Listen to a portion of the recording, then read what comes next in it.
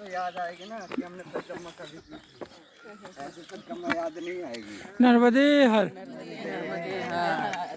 यहाँ से यात्रा हम शुरू करते हैं और कंजरिया से अब आगे बढ़ते हैं। ये यात्रा का हमारा दूसरा दिन है।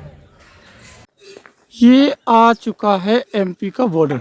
अभी जो हम यात्रा कर रहे थे वो लगभग छत्तीसगढ़ में थे। वहाँ से चल के हम कम से कम 25 किलोमीटर आ चुके हैं और ये यहाँ से लग गई अब एमपी की सीमा। आप देख सकते हैं अब हम ट्रेवल करेंगे सिर्फ और सिर्फ एमपी में। तो चलिए बने रहिएगा। 5 किलोमीटर चलने के बाद आया है रामनगर। ये झंझरिया जहाँ पे हम रुके थे वहाँ से कम 5 किलोमीटर दूर आगे है। ये हमारा सफ़र का दूसरा दिन है। रामनगर आ चुके हैं। अब चलते हैं, देखते हैं आगे कौन सा आश्रम, कौन सा राह मिलता है। दोस्तों ये पेड़ देखिएगा जो मुझे रास्ते में मिला। किसका है, कैसा, ये तो नहीं पता है। इसमें फल क्या है ये भी नहीं पता है। लेकिन आप इसमें एक चीज़ देखिएगा कि इसमें ये जो फल लगे हैं मिर्च की तरह, ये देख सकते हैं आप, मिर्चों की तरह ये फल लगे हैं। ये मुझे समझ में नहीं आई कि ये पेड़ कौन सा है। अगर आपको पता हो तो बताइएगा। फिलहाल हम जहाँ रुके हुए थे दोस्तों ये डिंडोरी रोड है। यहाँ से जो पैदल करने वाली यात्री है ये थोड़ा सा बाईपास है। आप यहाँ से रूसा के पहले 1 किलोमीटर पहले से ये पहाड़ पे जाने वाला रास्ता है। यहाँ से बाईपास हम गुजर सकते हैं। और ये आया हुआ है कंजरिया से रोड, और कंजरिया से कम 10 किलोमीटर आगे हम आ चुके। टोटल कुल मिला के जो अमरकंटक है वहाँ से 30-35 किलोमीटर की दूरी पे हम खड़े हुए हैं। तो चलते हैं ये शॉर्ट वाला रास्ता। दोपहर में कुछ शुल्क आहार लेने के लिए हमने एक 2 समोसा यहाँ से पैक करवाए और आगे चल के इन समोसों को हम जहाँ भी पानी की व्यवस्था होगी। देखिएगा ये धूल मिट्टी से बनी हुई जगह, ये हम रूसा को पार करके ये कोई पाटन नामक स्थान है यहाँ पे आ चुके हैं या उसी रास्ते में है। ये रूसा से कम 3 किलोमीटर दूर पड़ता है। दोस्तों आप ये देख रहे हैं ये करंजिया तक, क्या मंडला तक, ये ऐसे जाएगा डिंडोरी तक। ये रोड बिल्कुल हाईवे बन रहा है, निर्माणाधीन है। रास्ते में करंजिया नामक गांव से हम कम 11 किलोमीटर चल के आ चुके हैं। रास्ते में ना कोई लगभग ऐसा है कि ना कोई रुकने की व्यवस्था है, ना ही कोई ऐसा है कि आप रुक सकते हो। केवल यही पहाड़ मिलेंगे, ऐसे बिल्कुल रोड ही मिलेगा। जो भी यात्री हैं कृपया करके कंजरिया से 16 किलोमीटर या 18 किलोमीटर चलने की हिम्मत लगाएं, चाहे कैसे भी हो, क्योंकि रास्ते में कोई व्यवस्था है नहीं। इस यहाँ के स्थायी लोगों से तो थोड़ी सी जानकारी लेते हैं। भैया नर्मदेहर, आप कहाँ से हैं? मैं रेंगी से नर्मदा टोला। जी जी। ये जो बाजू में गांव पड़ता है कितने पीछे है ये 2 किलोमीटर 2 किलोमीटर है। हाँ। यहाँ पे कोई स्थान है जो यात्रियों को शरण देता है? नहीं, यहाँ पे ऐसा नहीं है ना। जो नर्मदा किनारे मंदिर है उसमें है, पर वो सीधी रास्ता है नर्मदा किनारे। अच्छा, और यहाँ से कितने दूर पड़ेगा जैसे कोई यात्री अगर रुकना चाहे तो? ये गोरखपुर है अपने यहाँ से 6 किलोमीटर दूर। 6 किलोमीटर गोरखपुर है। हाँ, गोरखनाथ आश्रम है जी जी। वहाँ रुकने की व्यवस्था है, और वहाँ लगभग मेरे सब खाने रहने की व्यवस्था भी वहाँ पे की हो जाएगी। मतलब गोरखपुर के अलावा यहाँ कोई अभी व्यवस्था है नहीं? अभी नहीं, क्योंकि करंजिया से हम चल के ही आए हैं, 11 किलोमीटर हो चुका है। आप देख सकते हैं इसके अंदर कोई एक गांव है। तो जो भी यात्री हो या जो भी हो इसके अंदर तो नहीं जा सकते क्योंकि 2-3 किलोमीटर गांव है, देख सकते हैं आप। तो यहाँ से सीधा सफर करना पड़ेगा आपको गोरखपुर, और गोरखपुर के पहले आपको ना कहीं रुकने की व्यवस्था है, ना ही कोई ठहरने की व्यवस्था है। हाँ, एक छोटे मोटे मंदिर है, तो वहाँ पे कोई ऐसा है नहीं कि आपको शरण दे दे। आगे चलते हैं, देखते हैं गोरखपुर पहुँचते हैं या नहीं पहुँचते। दिन का समय हो चुका है, लगभग 1:30 बज चुके हैं, बहुत धूप है। थोड़ा सा हम विश्राम करते हैं। जो भी यात्री कजारिया जो गांव है वहां से निकलेगा, क्योंकि वहां रहने की व्यवस्था है, वहां रात रुकने की व्यवस्था है। एक टीचर हैं जो करते हैं। वहां से आप सीधे ये डिंडोरी रास्ता पकड़ते हुए, कहीं पे शॉर्ट नहीं करना है, कहीं पे रुकना नहीं है, कहीं पे कुछ नहीं करना है। आप सीधे यहाँ पे पाटन नामक गांव है, यहाँ पे मिडवे ट्रीट है, ये होटल है। आप चाहें तो इस होटल में कम से कम 11 किलोमीटर चलने के बाद आप इस होटल में भी रह सकते हैं या फिर इसके आगे एक तालाब है, वो हम बताएंगे आपको, उस तालाब में भी निवास कर सकते हैं। ये खूबसूरत सा होटल है, जिनके पास पैसे है वो रुक सकता है, और जिनके पास पैसे नहीं है तो इससे आगे थोड़ी एक तालाब है, उस तालाब पे भी रुक सकते हैं। ये वो तालाब है जिसके बारे में हम बात कर रहे थे। ये तालाब है, ये देखिए हाईवे रोड के जस्ट किनारे ही है। ये पाटनगढ़ में स्थित है। कंजरिया से निकलने के बाद आप होटल से निकलने के बाद जस्ट ही मुश्किल से 500 मीटर की दूरी पे ये तालाब है। आप इसमें रात दिन का विश्राम कर सकते हैं। ये हाई स्कूल है, इसी के पास है। यहाँ से थोड़ी दूर जस्ट अब गांव लगने वाला है पाटन। इसके पहले आप विश्राम कर सकते हैं। अब चलते हैं उसके आगे। यहाँ से 6 किलोमीटर दूर गोरखपुर है, वहाँ रुकने ठहरने की, खाने पीने की सारी व्यवस्था हैं। हम वहाँ का सफ़र इसके बाद तय करेंगे। ये हम गोरखपुर आ चुके हैं, और गोरखपुर में आप देख सकते हैं ये चंडी माता मंदिर है। और कौन सा? गोरखनाथ मंदिर है। भैया को स्थायी रूप से बताया यहाँ पे आप देख सकते हैं बोर्ड भी लगा है, परिक्रमा वासियों के ठहरने रहने की व्यवस्था। तो जो आते हैं वहाँ से यहाँ पे रुक सकते हैं और ठहर सकते हैं। हालांकि वो बात अलग है कि यहाँ से भगा दिया जाता है या कहा दिया जाता है। हम लोगों से तो यही कहा कि आप यहाँ से आगे जाइए, बढ़ जाइए, पर आपके साथ ऐसा ना हो। राम जाने जा रहे हैं पर वहाँ से कह दिया गया है कि आप आगे बढ़ जाइए। तो अब देखते हैं आगे वाला मंदिर, चंडी वाला मंदिर कहाँ पे है, वहाँ पे अब हम यहाँ से बढ़ते हैं आगे के लिए। दोस्तों, आज तक साधु महात्माओं को हम आप सुनते रहे। आज हम साधु महात्माओं के देश में माँ स्वयं नर्मदा जी के दर्शन करा रहे हैं आपको। और ये वो माँ है जो सबका भरण पोषण करती है। यहाँ ये आश्रम दुर्गा आश्रम है। यहाँ पे अकेली मैया जितने भी साधु, जितने भी भक्त हैं, जितने भी यात्री हैं, खुद अपने हाथ से बनाती सबको खाना खिलाती हैं। और ये हम आज यहीं रुकने वाले हैं। थोड़ी सी माँ के चरणों की धूल अपने सिर पे लगाते हैं और थोड़ी सी उनसे चर्चा करते हैं, ताकि हमें और आपको सबको आशीर्वाद मिल जाए। मैया श्री चरणों में नमन है।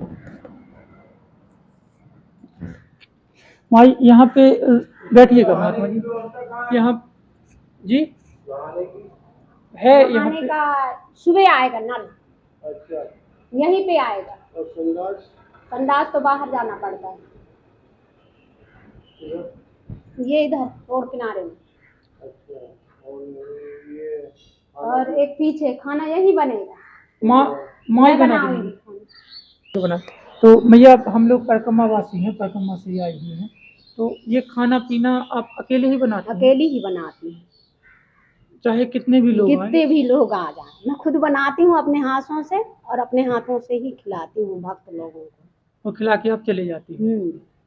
शाम सुबह शाम दोनों दोनों टाइम टाइम। बाल भोग भी देती हो आप? जी। तो मैया ये करते हुए आपको ये नहीं लगता कि हम ये सारे काम वाम करके इसी में लगे हैं, कोई और काम भी करना चाहिए? नहीं, अब माता रानी के चरणों में आ गए हैं तो माँ के सिवाय और कौन सा चीज है। वो ठीक है, लेकिन पूरा एक परिवार होगा आपका भरा पूरा, बच्चे होंगे, पति होंगे, सब होंगे ना। तो वो कुछ कहते नहीं आपसे कि ये नहीं नहीं, ये कर रहे हैं आप? नहीं कह रहा, नहीं कहते ना? नहीं कहते, वो खुद भेजाए हैं। वो बजाय है। भैया मेरे मन में एक चीज चल रही है कि जो थोड़ी सी चीज में समझते हैं कि मैंने इतना पुण्य कर लिया, इतना ये कर रहे, वो कर रहे हैं, कभी आपको नहीं लगता कि हम इतना पुण्य कर रहे हैं या इतना वो कर रहे हैं, सेवा कर रहे हैं? नहीं, इसका कभी ये नहीं लगता कि हम कर रहे हैं? नहीं नहीं, क्यों नहीं लगता आपको? बहुत अच्छी लगती है मैंने उनको सेवा करने में। हाँ, कभी ये फील नहीं होता कि हम इतना कुछ कर रहे हैं तो थोड़ा सा लगे कि हम कर रहे हैं? नहीं, घमंड बिल्कुल भी नहीं है इस चीज, चाहे नहीं। कोई भी आ जाए, नहीं घमंड नहीं। कैसा भी आ जाए, आपको सिर्फ यहाँ पे वो करनी है, जी सेवा करनी है। जी। माँ हम लोग तो हर जहाँ पे भी रुकते हैं वो हमारे लिए मैया ही है, नर्मदा मैया के रूप में ही आती है। ठीक है। मैं तो खैर शादी नहीं करी हूँ बाबा जी। आप शादी नहीं की हो? नहीं किए।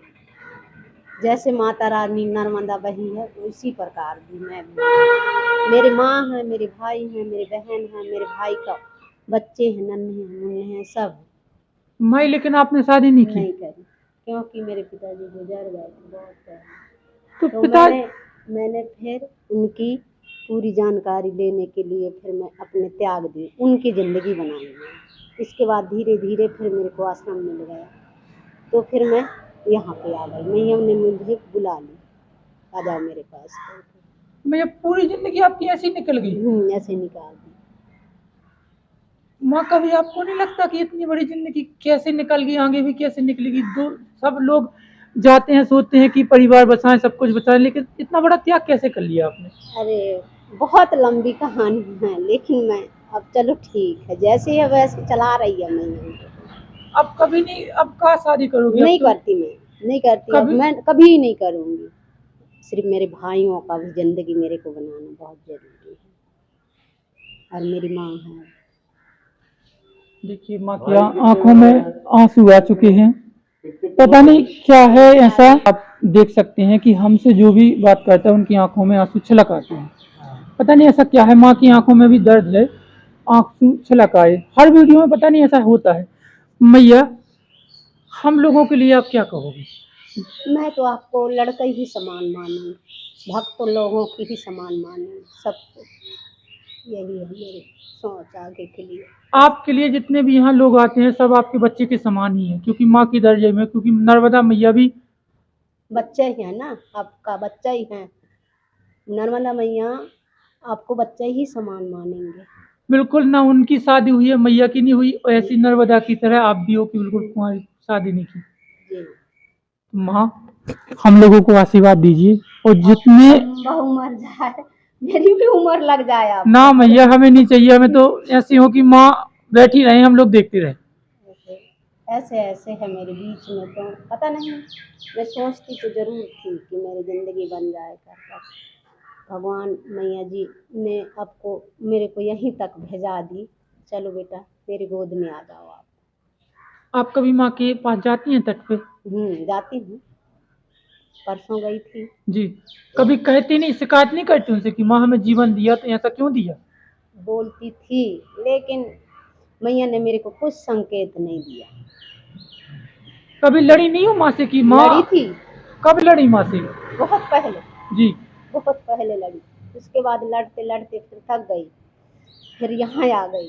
यहाँ आने के बाद माँ में ऐसी कौन सा मैंने अपमान किया है, सबका ज़िंदगी दिया है, लेकिन मेरी ज़िंदगी क्यों नहीं बनाई?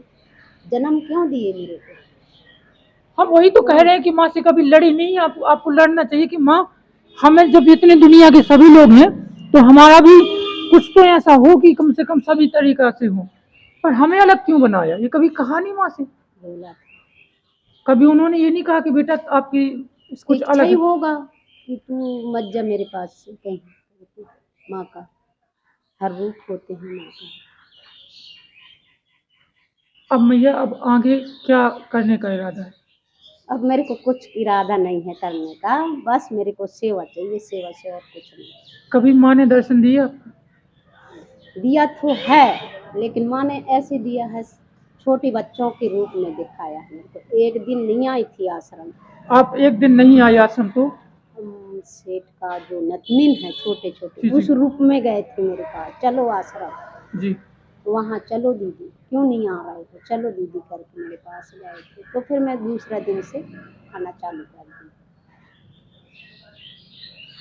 दोस्तों बहुत से लोग हैं, एक से एक हैं, संत हैं, तपस्वी, त्यागी हैं। हम इन माँ के बारे में कुछ नहीं कर सकते, हमारे पास शब्द नहीं है, सिर्फ नमन करते हैं, उनसे आशीर्वाद लेते हैं। और यहाँ से कल की यात्रा, इन्होंने जो मुझे रास्ता बताया, हम भटक रहे थे माँ ही समझिए, क्योंकि हम रोड ही रोड जा रहे थे, लेकिन इन्होंने एक शॉर्ट रास्ता बताया। वो कल जब हम सफर करेंगे तो वो शॉर्ट रास्ते पे सीधे ये माँ के दर्शन हुए और गंगा नर्मदा मैया के दर्शन हो जाएंगे। ये रोड रोड हमें चलना नहीं पड़ेगा। तो आज विश्राम यहीं करते हैं, और साथ ही साथ आप सभी से नमन करते हुए जय माई नर्मदा। मैया होगा, होगा, होगा, होगा, होगा।